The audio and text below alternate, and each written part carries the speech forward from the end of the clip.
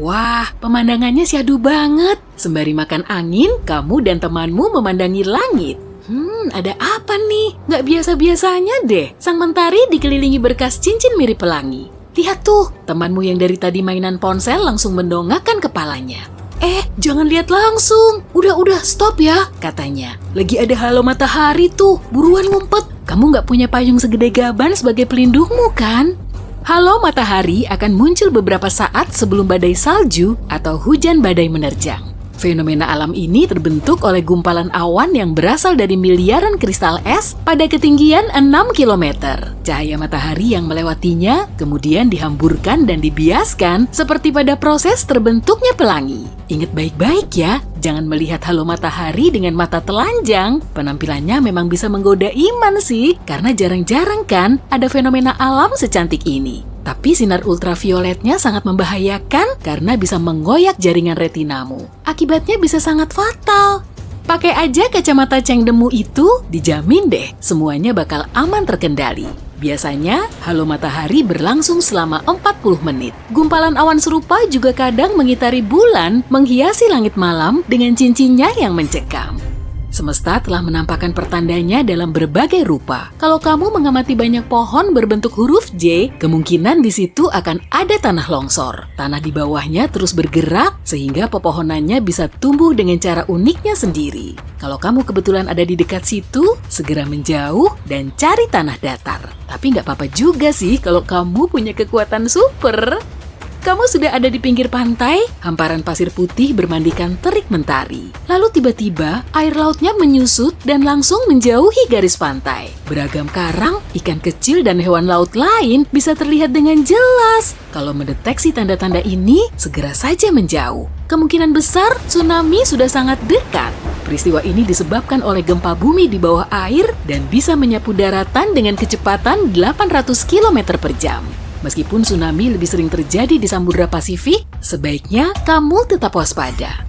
Kalau kamu melihat deretan ombak kecil di dekat pantai, jauhi saja ya. Kemungkinan bahaya sedang mengintaimu karena di situ terdapat arus pecah. Ombak bisa menerpa pantai dengan cara yang nggak biasa sehingga memicu arus pecah. Kamu juga bisa mengamatinya saat ada celah aneh di sela-sela deburan ombak atau ketika rumput laut bergerak-gerak ke berbagai penjuru. Saat berada di situasi seperti itu, usahakan tetap mengapung dan jangan boroskan energimu dengan melawan arus. Sambil terus menepi, usahakan tetap mencari pertolongan.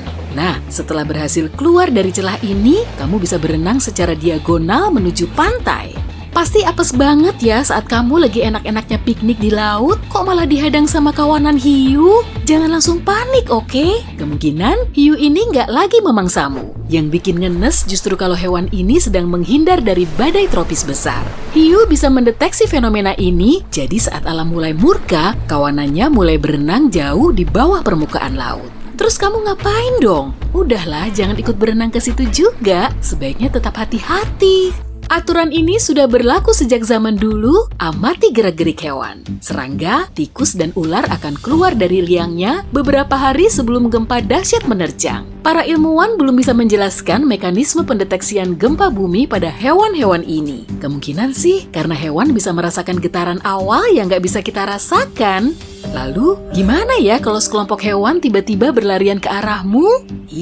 Kemungkinan sih kamu lagi jadi sasaran empuknya. Atau bisa juga karena ada kebakaran besar. Amfibi seperti katak, kodok, dan salamander akan mencari perlindungan dengan bersembunyi di bawah tanah, sedangkan hewan lain akan kabur terbirit-birit. Sebelum ikut-ikutan kabur, pastikan kamu melihat asapnya ya. Jangan sampai kamu jadi heboh sendiri padahal nggak ada apa-apa. Sebetulnya sih nggak cuma hewan aja, kita pun bisa loh mendeteksi tanda-tanda bahaya ini. Kalau bulu tubuhmu tiba-tiba meremang atau perhiasanmu mulai bergetar, segera cari perlindungan. Kemungkinan sambaran petir akan segera datang, dan kalau kamu belum juga bisa berlindung di luar ruangan, jangan berdiri di dekat bangunan tinggi, tiduran di tanah, berada di dekat air, berteduh di bawah satu pohon, berada di tempat terbuka. Serta jangan naik ke puncak gedung Empire State ya. Tempat ini tersambar petir sampai ratusan kali dalam setahun.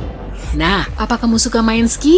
Emang seru banget kan bisa meliuk-liuk di atas salju? Waduh, kok tiba-tiba semuanya kelihatan putih? Salju bisa longsor dengan kecepatan sampai 130 km per jam. Selalu waspada dan amati setiap pertandanya. Mungkin saljunya terasa melompong saat kakimu menginjaknya. Ada retakannya nggak? Gimana dengan longsoran besar? Mulai bergerak ke arahmu ya? Wah, saatnya ambil angka 1000. Saat terjadi badai, kamu juga bisa melihat awan hijau cantik, hasil perpaduan dari cahaya biru dan merah pada matahari. Kalau kamu melihatnya, tetap jaga jarak ya, dan usahakan tetap berada di dalam ruangan. Awan petir yang menjulang tinggi ini biasanya muncul sebelum hujan es dan tornado. Jangan bengong aja, segera berlindung di parkiran bawah tanah atau basement, tapi jangan sampai salah tebak loh ya.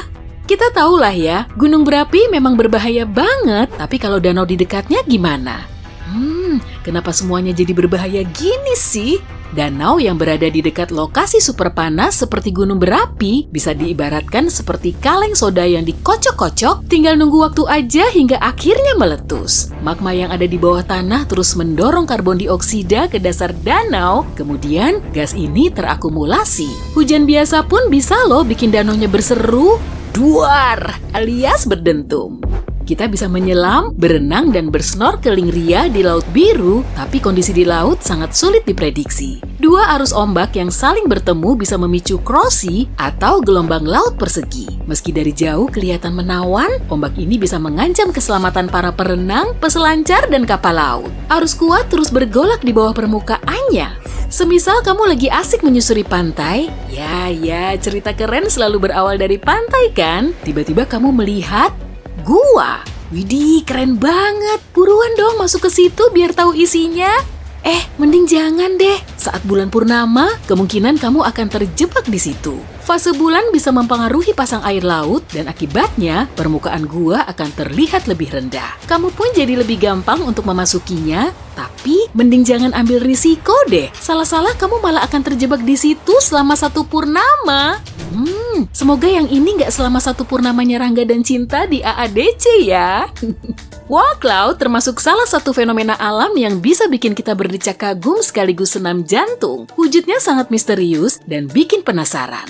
Memangnya seberapa sering sih kamu akan bisa melihat awan seunik ini? Tapi yang jelas, kamu harus segera menyingkir. Saat badai petir, wall cloud ini bertengger lebih rendah dari awan lain, diameternya bisa sampai 8 km. Kalau awannya mulai berpilin, gak akan ada yang tahu pasti kamu akan mendarat di mana.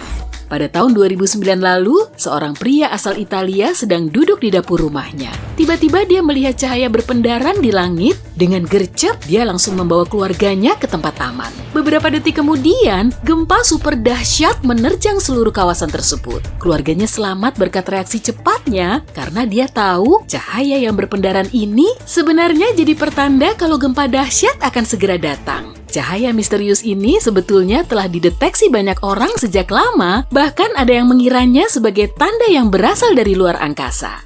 Awalnya, para ilmuwan gak terlalu menggubrisnya. Tapi setelah ada fotografi, bukti kemunculannya semakin banyak. Mereka langsung bisa menarik benang merahnya, dan saat cahaya ini muncul, tak lama kemudian, gempa bumi pun menerjang. Setelah menggali lebih dalam, akhirnya mereka bisa membuka catatan cahaya gempa yang terjadi ratusan tahun yang lalu. Kobaran api kebiruan akan keluar dari tanah beberapa saat sebelum gempa. Serem juga ya. Laut lagi nih. Gimana dong? Nggak apa-apa lah ya. Jangan coba-coba nyemplung ke laut kalau airnya terlihat coklat kemerahan. Fenomena pasang merah ini disebabkan oleh alga beracun dan kamu bisa melihatnya di seluruh dunia. Alga beracun ini bisa muncul meskipun warna lautnya biasa-biasa aja. Kalau sampai alga ini menempel di tubuhmu, kesehatanmu bisa terganggu. Segera basuh tubuhmu pakai air bersih ya.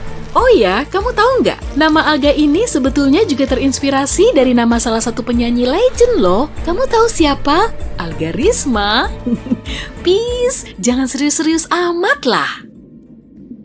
Jujur aja, untuk ukuran bintang, matahari kita sebenarnya cukup membosankan. Ya, memang nggak ada yang istimewa.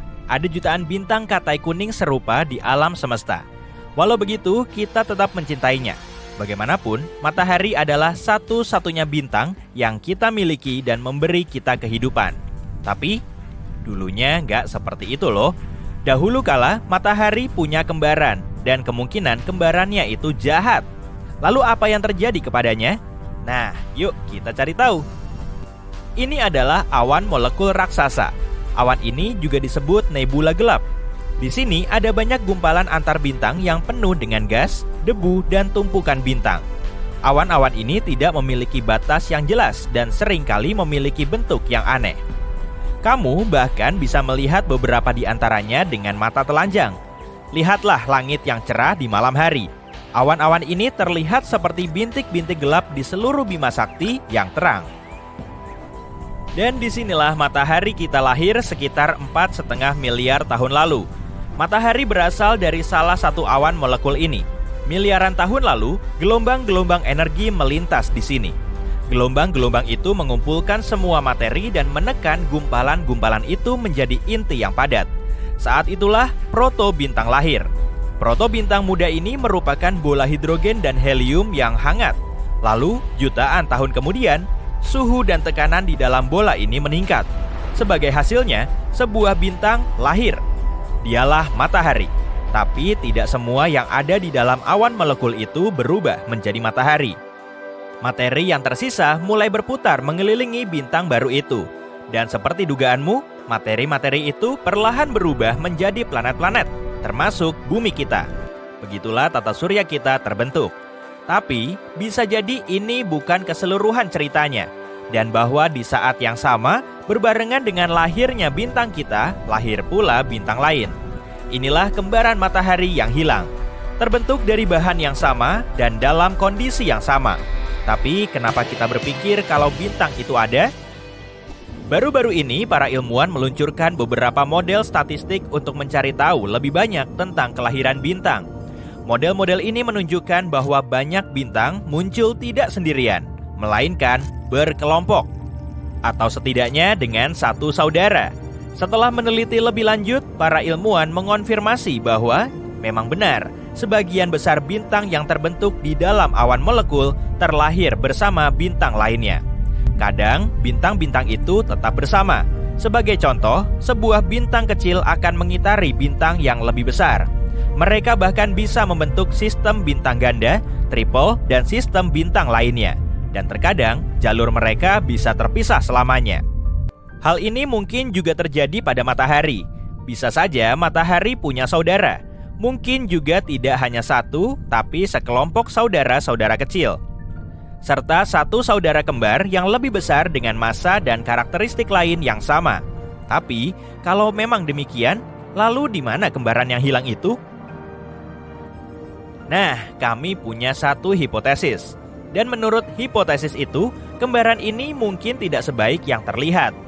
Pada tahun 1980-an, para ilmuwan mulai menyadari adanya pola tertentu dalam sejarah bumi.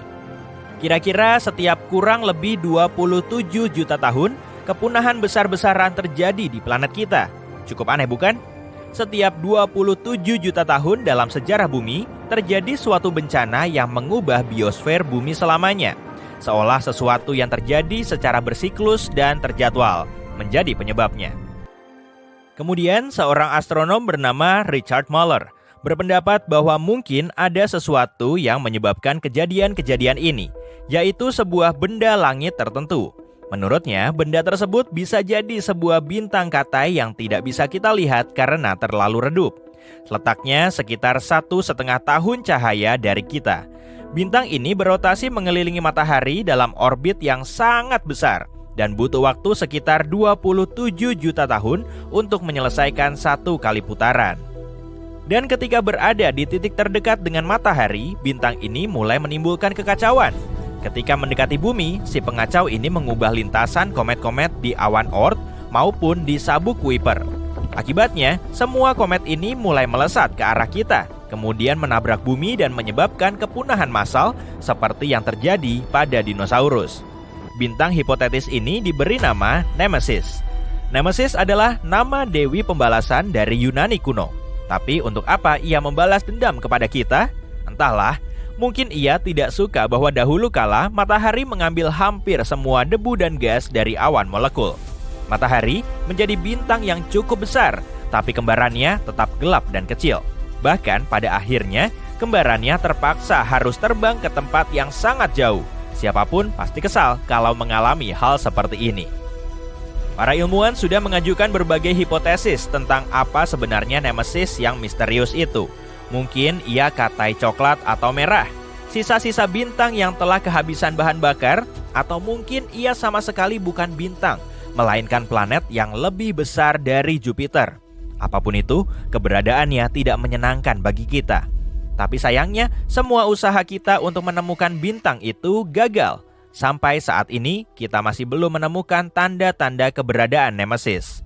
Studi terkini mempertanyakan teori kepunahan massal rutin. Jika kamu mempelajari lebih lanjut catatan fosil, kamu akan mendapati bahwa bencana-bencana ini terjadi secara acak, bukan berdasarkan jadwal yang teratur. Kini, para ilmuwan meragukan apakah Nemesis benar-benar ada. Mereka juga mengatakan bahwa bintang manapun yang bergerak di orbit yang sama akan sangat tidak stabil dan sangat tidak mungkin bisa bertahan selama itu. Tapi meskipun tidak ada bukti yang jelas, Nemesis menjadi cukup terkenal di internet. Banyak artikel dan berita yang masih menyebutnya dalam konteks yang berbeda. Mereka suka mengaitkan peristiwa dramatis apapun yang terjadi di dunia seperti jatuhnya asteroid, tsunami, dan sebagainya dengan bintang misterius ini. Jadi, sekarang semua ini mungkin tampak seperti legenda urban biasa, tapi jangan lupakan sesuatu yang penting. Sekalipun Nemesis itu sendiri tidak ada, bukan berarti matahari tidak memiliki kembaran. Pertama-tama, semua yang kita bicarakan di awal tadi masih relevan. Sebagian besar bintang tidak terlahir sendirian. Kemungkinan matahari memiliki saudara masih sangat tinggi. Kedua, mungkin ada bukti keberadaan kembaran yang hilang itu. Dan mungkin saja kembaran itu ada di suatu tempat di awan Oort. Awan Oort adalah awan besar di batas luar tata surya. Awan ini terdiri dari sekumpulan komet dan batuan dingin lainnya. Para ilmuwan meyakini bahwa awan ini menyimpan berbagai puing dan serpihan dari segala sesuatu yang tersisa setelah kelahiran tata surya. Awan ini bagaikan museum raksasa masa lalu kita. Jadi di awan Oort ini, para ilmuwan melihat sesuatu yang menarik. Pada dasarnya, wilayah ini tampaknya terlalu berat. Penampakan awan Oort tidak sesuai dengan model pembentukan tata surya yang ada saat ini. Awan ini terlalu berat karena ada sisa-sisa sesuatu di dalamnya. Jadi, dulunya ada sesuatu di tata surya yang belum kita ketahui. Tapi ketika para ilmuwan memasukkan kemungkinan matahari kedua dalam perhitungan mereka, semuanya cocok. Seperti kepingan puzzle yang tertinggal, kembaran matahari yang hilang itu sangat cocok dengan selisih berat dari awan Oort. Jadi begitulah, matahari hampir pasti memiliki kembaran. Tapi apa yang terjadi padanya? Dan di manakah keberadaannya sekarang? Sayangnya, bintang ini kemungkinan besar sudah berada sangat jauh. Mungkin saja setelah terlahir, matahari dan saudaranya, sebut saja matahari. Apa kamu tahu kalau sebenarnya warna matahari kita adalah hijau? Oke, bercanda. Kenyataannya di saat yang sama, matahari bisa berwarna apapun yang kamu bayangkan. Tunggu, apa? Aku tahu, ini kayak lelucon, tapi aku serius loh. Faktanya, matahari kita benar-benar memiliki semua gelombang spektrum cahaya. Secara bersamaan warnanya merah, hijau, kuning, apa saja. Menurut kamu dari mana asal pelangi? Ketika dipantulkan oleh tetesan air di udara, sinar matahari akan terurai menjadi sejumlah gelombang berwarna yang bisa kita lihat secara terpisah. Dan jika menyatu, yang kita lihat seberkas sinar putih. Mata kita nggak mampu mengindra konsep semua warna di saat yang sama, hingga kombinasinya kelihatan putih di mata kita. Tunggu, katamu, kok putih? Matahari kan kuning. Yep, matahari juga kuning. Tapi tolong jangan tatap matahari cuma untuk memastikan ini. Matahari kelihatan putih jika kita lihat dari Stasiun Antariksa Internasional. Ini warna matahari yang terlihat oleh mata kita. Matahari memperoleh corak kekuningan ketika sinarnya diuraikan di atmosfer bumi. Atmosfer kita nggak membiarkan sinar biru dari spektrum lewat dengan baik. Tapi warna merah? Tentu, kenapa tidak? Omong-omong, itu sebabnya langit tampak biru di mata kita. Atmosfer menguraikan warna biru di semua tempat. Saat matahari terbit dan terbenam, gelombang biru yang pendek dipantulkan, tapi gelombang merah yang panjang mencapai kita dengan sempurna. Karena itu, kita melihat matahari terbenam berwarna pink, oranye, atau merah. Tapi apa yang akan terjadi jika warna matahari berbeda? Untuk menjawab pertanyaan ini, yuk kita ulang dengan cepat yang sudah kita pelajari. 1. Matahari memiliki seluruh spektrum warna. 2. Atmosfer kita seolah bilang, sinar biru gak suka, sinar merah oke lah. Jadi kamu mungkin sudah menebak apa yang akan terjadi jika matahari berwarna katakanlah merah. Seluruh dunia akan tampak seperti saat matahari terbenam. Keren kan? Kita bahkan gak usah menunggu sampai sore untuk mengagumi langit kemerahan, perairan oranye, dan bulan merah terang. Ya, keadaan akan lebih gelap dari biasanya, tapi masih lumayan lah. Omong-omong, suatu hari nanti matahari benar-benar akan berubah jadi merah loh. Ketika siklus hidupnya berakhir, matahari akan memuai dan berangsur-angsur berubah jadi raksasa merah sebelum akhirnya padam. Tapi ini akan buruk bagi kita. Jadi, semoga kita nggak melihat momen itu. Aku jelas nggak mau melihatnya. Aku masih ingin bersenang-senang. Nah, apa jadinya jika warna matahari hijau? Sebenarnya matahari memang hijau. Mungkin kamu akan bilang, tunggu, kamu bercanda? Bukannya barusan kamu bilang warnanya putih? Makasih udah nyimak. Tapi bukan gitu tepatnya kawan. Matahari cuma kelihatan putih. Tapi secara teknis, suhunya sekitar 5.500 derajat Celcius. Dan puncak panjang gelombang spektrum matahari cocok dengan corak hijau biru. Tapi untuk memastikan bahwa warna matahari benar hijau, kita harus meredam spektrum lain yang bisa dilihat. Kemudian atmosfer kita akan membiarkan warna hijau murni lewat. Lalu apa yang akan terjadi? Nah, semua akan jadi hijau dan juga agak gelap. Hadapi aja, gak mudah loh jadi hijau. Oke, kita lanjut. Nah, sekarang ayo kita warnai matahari biru. Sebenarnya, bintang biru memang benar-benar ada. Namanya raksasa biru. Untungnya, matahari kita bukan salah satu raksasa biru. Kenapa untung? Ya, karena raksasa biru adalah bintang muda dan cantik yang besarnya tak terbayangkan dan sangat-sangat panas. Nah, logika bahwa merah itu panas, biru itu dingin, gak berlaku bagi bintang. Bintang-bintang terpanas berwarna putih dan biru, dan yang terdingin berwarna kuning serta merah. Ya, matahari kita sebenarnya sangat dingin dibanding bintang-bintang lain. Nah, coba ukur suhu rata-rata di kotamu dan kalikan ratusan ribu.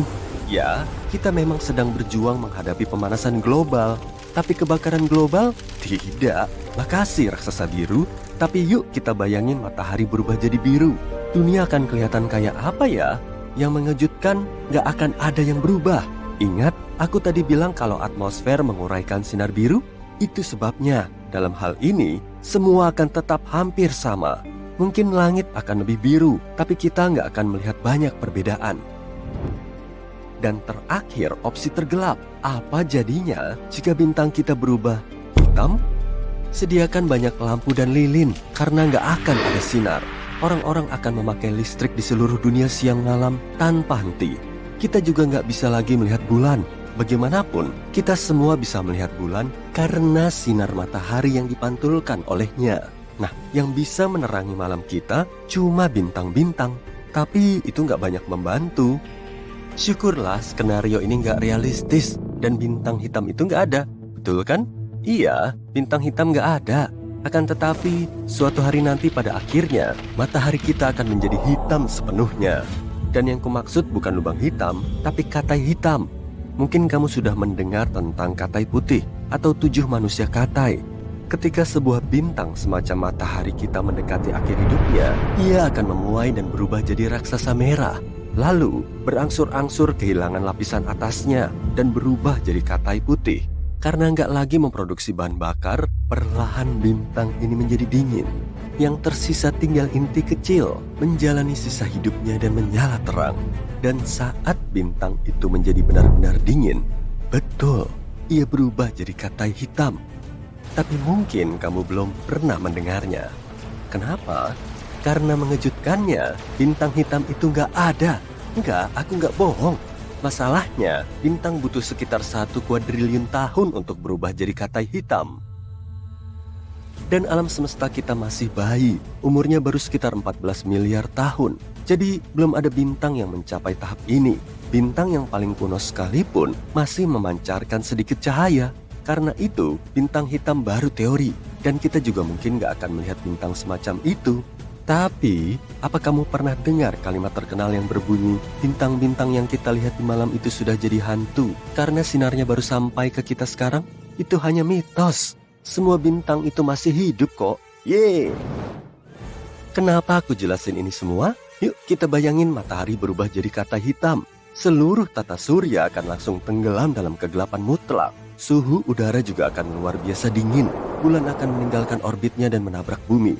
Tunggu, jangan. Yuk kita lewati momen ini dan berasumsi kalau kita masih hidup. Untungnya, kita nggak langsung membeku seperti yang mungkin kamu perkirakan.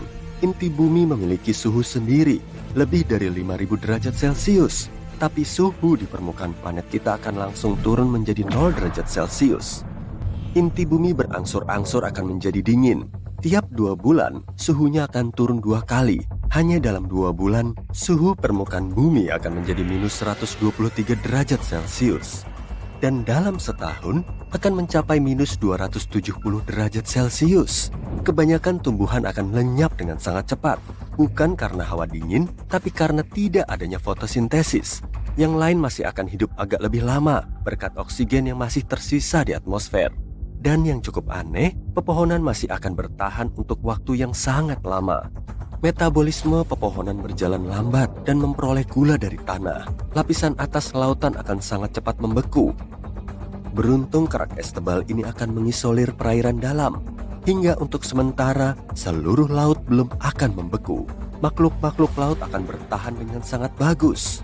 Makhluk-makhluk ini sudah ada lama sebelum kita dan sudah terbiasa dengan perubahan suhu luar biasa, kurangnya oksigen dan makanan, tekanan sangat besar, serta berbagai kesulitan lain dari kehidupan laut dalam.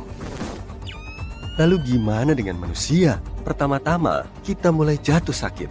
Tanpa vitamin D, manusia akan mengalami banyak masalah kesehatan yang berbeda. Tubuh kita juga butuh sinar matahari untuk memproduksi melatonin. Melatonin ini membantu kita memahami kapan kita harus tidur dan bangun. Jika manusia nggak punya hormon ini, tubuh akan jadi sangat bingung dan nggak akan mengerti apakah tubuh butuh tidur atau tidak. Itu berarti banyak orang akan mengalami insomnia. Tapi kita masih bisa bertahan.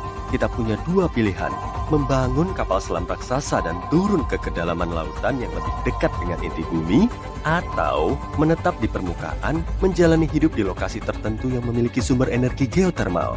Di Islandia misalnya, kita juga bisa tinggal di dekat gunung berapi. Panas gunung berapi akan cukup untuk menghangatkan kita untuk waktu yang lama.